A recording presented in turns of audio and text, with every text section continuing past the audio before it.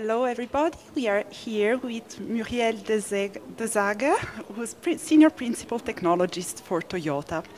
And Ms. Desaeger has done a very interesting intervention during the workshop, and we'd like her to summarize it to us by telling us what is needed to make natural gas vehicles successful in Europe. Thank you for the question. As I mentioned, we see three parameters to see that natural gas will grow more. One is availability of infrastructure, availability of natural gas resource for the transportation, and of course also policy support.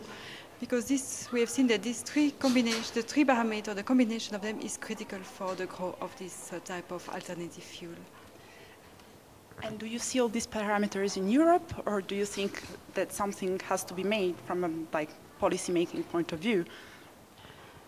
We see that mainly the weak point are the infrastructure viewpoint and the policy indeed.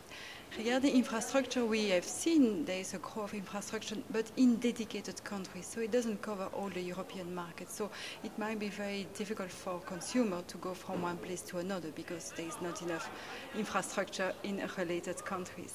So that's really a weak point. And regarding policy, we also see that policy support is given but time to time, and it's really unpredictable. So it means that consumer doesn't know will they have really an advantage for short and long term or not. So there is not a long-term strategy for the consumer. So that's make also the difficult part for the NGV introduction era. Okay, just the last question. You said that biogas is the bright light in the context of natural gas vehicles. So can you explain to us a little bit what do you mean by bright light, and how can we make it our daylight? It's a light because if you look to the greenhouse gas benefit of biogas, it's extremely high, especially when compared also to other biofuels. It's really, you can have very high greenhouse gas benefits. Also, you don't need so much land to produce a certain amount of biogas to drive your car. So on land conservation, it's also a very good option.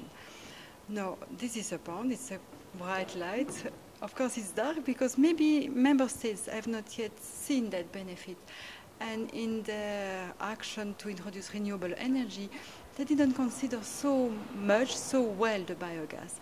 Probably it's due to a lack of knowledge, I would say.